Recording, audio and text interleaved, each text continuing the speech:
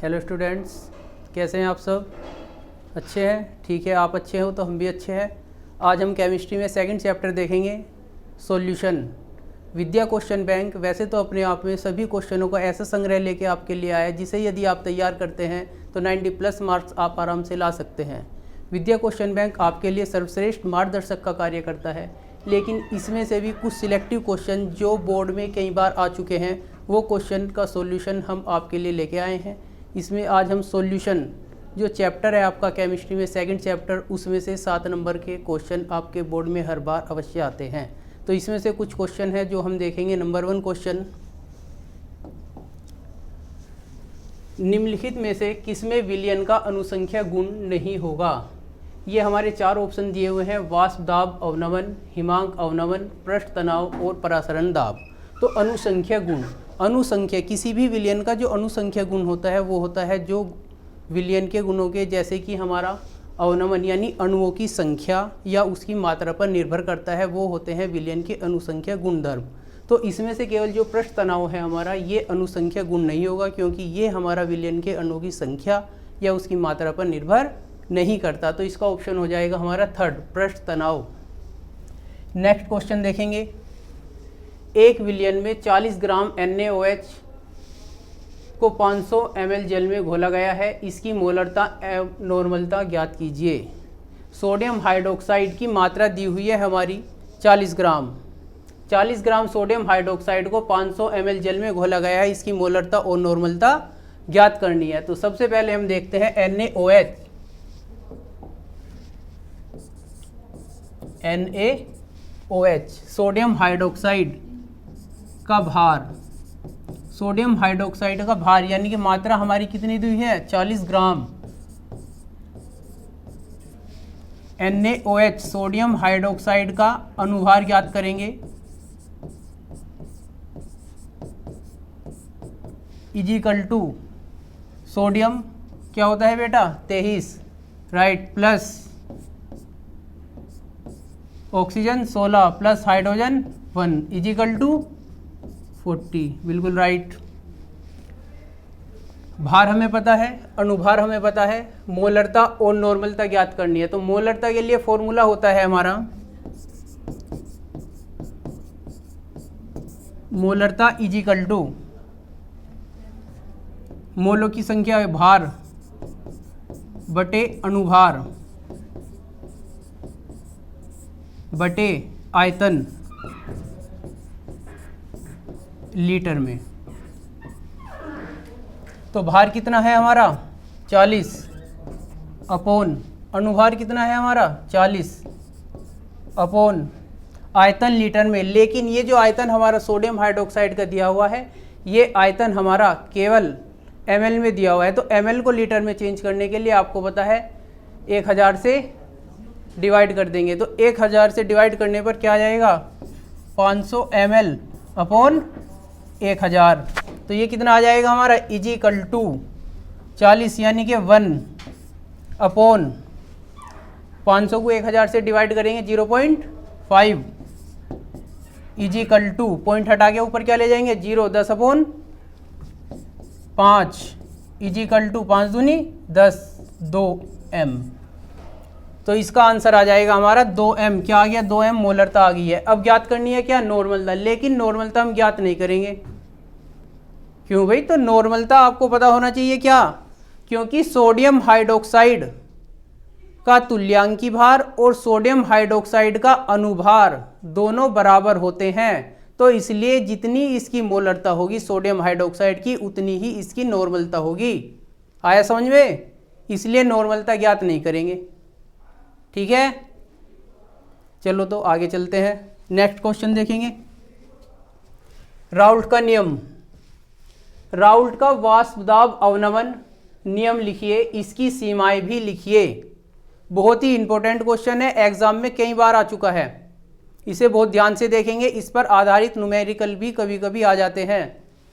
Raoult के नियम के अनुसार किसी विलयन के वाष्प दाब का आपेक्षिक अवनमन, आपेक्षिक अवनमन होता है हमारा P minus PS upon P, विलय पदार्थ के मोल प्रभाज के बराबर होता है। तो यानी ये हमारा फॉर्मूला होता है राउल्ट के नियम का P minus P S upon P is equal to N1 upon N1 plus N2, जहाँ P हमारे विलयन और PS विलयन और विलय के मोल प्रभाज हैं, सॉरी विलयन और विलय के वाष्प दाब का आपेक्षिक अवनमन, यानी कि P हमारा विलय का वाष्प दाब होता है और PS हमारा जो होता है ये हमारा विलयन का वाष्प दाब होता है। तो P और PS दोनों हमारे विलयन और विलय के वाष्प दाब हैं और N1 N2 ये हमारे विलय और विलय के मोलों की संख्या हैं। तो राउल्ट के नियम की सीमाएं, राउल्ट के नियम की सीमा, राउल्ट का नियम जो होता है केवल अति तनु विलयनों पर लागू होता है, ये हमारा सांद्र विलयनों पर लागू नहीं होता। अब तनु विलयन सांद्र विलयन क्या होता है? तनु विलयन होता है जिसमें पदार्थ की मात्रा कम होती है, विलायक की मात्रा ज़्यादा होती है, तनु विलयन, और जिसमें पदार्थ की मात्रा कुछ ज़्यादा होती है वो होता है हमारा सांद्र विलयन। सेकंड, यह नियम केवल अवाष्पशील पदार्थों के विलयनों पर लागू होता है। जो अवाष्पशील पदार्थ होते हैं तो राउल्ट का नियम केवल उन्हीं पर लागू होता है। यदि वाष्पशील पर लागू होगा तो क्या होगा? यदि हम किसी वाष्पशील पदार्थ को किसी पात्र में लेंगे तो क्या हो जाएगा? वो तो उड़ जाएंगे, वाष्पित हो जाएंगे। तो राउल्ट का नियम लागू किस पर करोगे आप? थर्ड, वैद्युत अपघटों के विलयनों पर राउल्ट का नियम लागू नहीं होता। और 4 होता है जो पदार्थ विलयन में सगुणित हो जाते हैं उन पदार्थों के विलयन भी राउल्ट के नियम का पालन नहीं करते। सगुणित होने का मतलब है मिल जाना, घुल जाना। जैसे A प्लस A तो क्या हो जाएगा? सगुणित होकर A2 हो जाएगा। नेक्स्ट क्वेश्चन देखेंगे। 7.5 ग्राम पदार्थ को 75 ग्राम जल में घोलने पर हिमांक 1.2 डिग्री सेल्सियस की कमी हुई। पदार्थ का अनुभार ज्ञात कीजिए। जल का मोलल अवनमन स्थिरांक Kf इजिकल टू दिया हुआ है हमारा 1.86 डिग्री सेल्सियस। तो इसमें हम क्या कहेंगे? ये हमारा फॉर्मूला होता है m इजिकल टू 1000 गुना Kf गुना W अपॉन डेल्टा TF गुना W। ये जो हमारा W है ये हमारा विलय पदार्थ का भार है और ये W जो है विलायक पदार्थ का भार होता है। Kf हमारा मोलल अवनमन स्थिरांक होता है और डेल्टा TF का मान हमारा हिमांक में कमी दी हुई है यहाँ। तो क्या दिया है? पदार्थ का द्रव्यमान W बराबर 7.5 ग्राम क्वेश्चन में दिया हुआ है।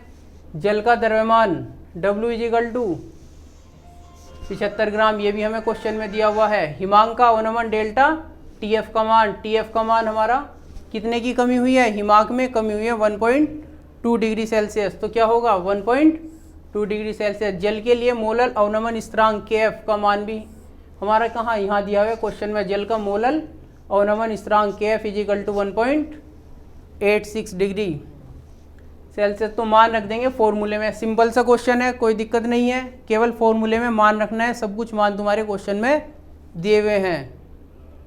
आया समझ में? ठीक है, देखो आगे। 1000 Kf का मान रख देंगे।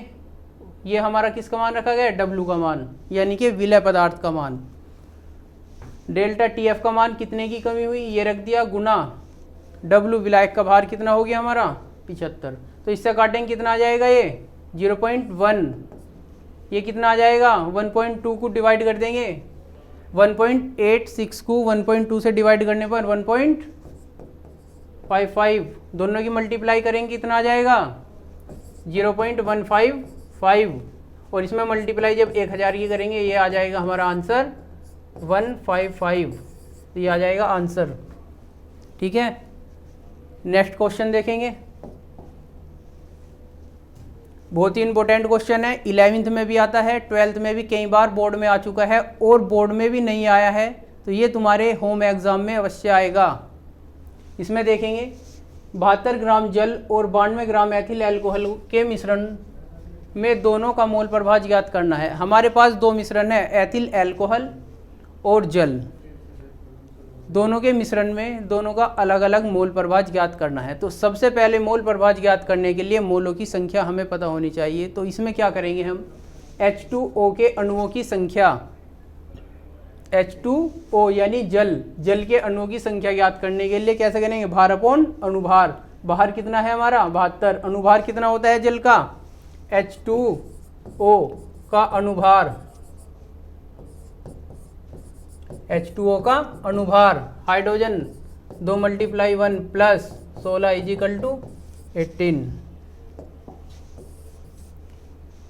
ठीक है, इसी प्रकार C2H5OH का अनुभार ज्ञात करेंगे, यानी कि एथिल एल्कोहल का अनुभार 2 गुना 12 plus 5 1 plus 16 plus 1 is equal to 40। तो एथिल एल्कोहल का अनुभार होगा हमारा 46 और जल का होगा हमारा 18। तो अब आराम से हम क्या निकाल सकते हैं, मोलों की संख्या जल के और एथिल एल्कोहल के।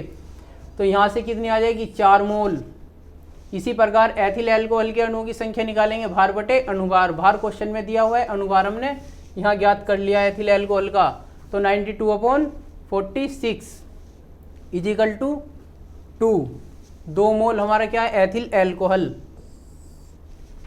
मिश्रण का मोल प्रभाव याद करना है, जल का अलग और एथिल एल्कोहल का अलग। तो एथिल एल्कोहल का अलग मोल प्रभाव ज्ञात करेंगे, उससे पहले जल का मोल प्रभाव ज्ञात करते हैं। तो जल का मोल प्रभाव ज्ञात करने के लिए इज इक्वल टू जल के मोलों की संख्या अपॉन जल प्लस एथिल एल्कोहल के मोलों की संख्या। तो जल के अणुओं की संख्या कितनी है हमारी, 4 अपॉन मिश्रण में जल के अणु प्लस एथिल एल्कोहल के अणु। जल के अणु कितने हैं, 4 प्लस एथिल एल्कोहल के अणु कितने हैं हमारे पास, 2। कितना हो गया, 2 + 4 6। तो 4/6 इज इक्वल टू डिवाइड करेंगे 0.66। ये आ गया हमारा जल का मोल प्रभाव। इसी प्रकार एथिल एल्कोहल का मोल प्रभाव ज्ञात करेंगे, एथिल एल्कोहल के अणु की संख्या अपॉन मिश्रण में जल के अणु प्लस एथिल एल्कोहल के अणुओं की संख्या। एथिल एल्कोहल के अणुओं की संख्या कितनी है, 2 अपॉन विलयन में तो हमारे केवल 2 ही घटक उपस्थित है, जल प्लस एथिल एल्कोहल। तो ये क्या रहेगा, ये सेम रहेगा, 4 + 2 यानी कि 6। इसे डिवाइड करेंगे तो क्या आ जाएगा, 0.33। ये हमारा एथिल एल्कोहल का मोल प्रभाव आ जाएगा। नेक्स्ट देखेंगे। धन्यवाद।